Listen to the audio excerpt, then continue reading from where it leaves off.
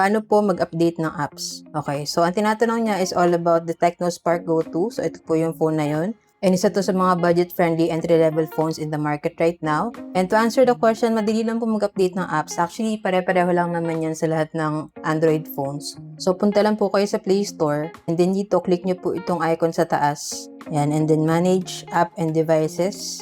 Makikita niyo po dito yung updates. So, mag-check siya kung mayroong updates na available sa mga apps na naka-install sa'yo.